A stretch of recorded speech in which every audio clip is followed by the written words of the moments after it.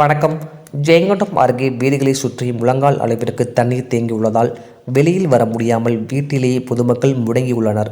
இனி விரிவான செய்திகள். அரியலூர் மாவட்டம் ஜெயங்கொண்டம் அருகே குருவாளூர் ஊராட்சிக்குட்பட்ட கொக்கரின் கிராமத்தில் பழங்குடியின இனத்தை சேர்ந்த 58 குடும்பங்கள் வசித்து வந்தனர். இந்நிலையில் நீதிமன்ற உத்தரவின்படி நீர்நிலை ஆக்கிரமிப்புகளை அகற்றுவதாக கூறி 58 குடும்பங்களின் வீடுகள் இடிக்கப்பட்டு அதற்கு பதிலாக உட்கோட்டை ஊராட்சிக்கு உட்பட்ட உட்கோட்டை கரைமேடு பகுதியில் இலவச வீட்டுமனை வழங்கப்பட்டது. இதில் அவரவர்கள் சொந்தமாக வீடுகள் கட்டி கடந்த 3 வருடங்களாக வாழ்ந்து வருகின்றனர். இவர்களுக்கு மின்சார வசதி, குடிநீர் வசதி மற்றும் சாலை வசதி உள்ளிட்ட அடிப்படை வசதிகள் இல்லாமல் வாழ்ந்து வருகின்றனர். இந்நிலையில் கடந்த சில நாட்களாக ஜெயங்கொண்டம் பகுதியில் பெய்து வரும் மழையின் காரணமாக இவர்களின் வீடுகளை சுற்றி தண்ணீர் குளம்போல் தேங்கியுள்ளது. இதனால் பொதுமக்கள் வெளியில் வர முடியாமல் வீட்டிலேயே முடங்கியுள்ளனர். மேலும் பொதுமக்கள் தங்களுக்கு தேவையான அத்தியாவசிய உணவுப் பொருட்கள் வாங்கவும் மாணவ மாணவிகள் பள்ளிக்கு செல்ல முடியாமல் வீட்டிலேயே முடங்கியுள்ளனர். எனவே மாவட்ட நிர்வாகம் உரிய நடவடிக்கை எடுத்து வீடுகளை சுற்றி தேங்கியுள்ள நீரை உடனடியாக அப்புறப்படுத்த வேண்டும். மேலும் சில தனிநபர் ஆக்கிரமிப்புகளால் தான் இது போன்று தண்ணீர் சூழ்ந்துள்ளதாகவும் தெரிவிக்கின்றனர். எனவே அவற்றை அகற்றுவதன் மூலம் மின்சாரம், குடிநீர், சாலை வசதி உள்ளிட்ட அடிப்படை வசதிகளை செய்து தர வேண்டும். மழைநீர் தேங்கியுள்ளதால் அவரவர்கள் பல்வேறு நோய்களால் பாதிக்கப்படுவதை தடுக்கும் வகையில் இலவச மருத்துவ முகாம் நடத்த வேண்டும்.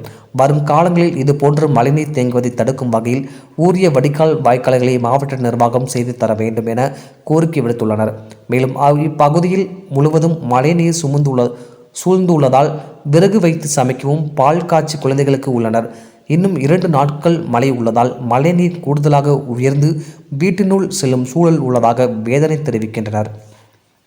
பேட்டியில் மனைவிகளை கூறும்பொழுது, பகலில் காணும் வெளிச்சம் மட்டுமே, இரவில் நாங்கள் இருளில் உள்ளோம். மின்சாரம் வசதி கிடையாது, குடிநீர் வசதி கிடையாது, சாலை வசதி கிடையாது.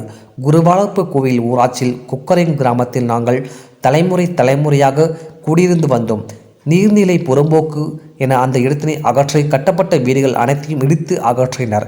பின்னர் போராட்டத்திற்கு பிறகு ஆக்கிரமிப்பு அகற்றப்பட்ட இடத்திற்கு பதிலாக 58 நபர்களுக்கு உட்கோட்டை ஊராட்சியில் குடிமனை பட்டா வழங்கப்பட்டது.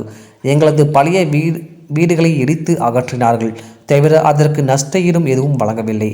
அதில் வீடு கட்டப்படாத பாடுபட்டு கடன் மேல் கடன் பெற்று தீவிர முயற்சியில் நாங்களே வீடு கட்டி கொண்டோம்.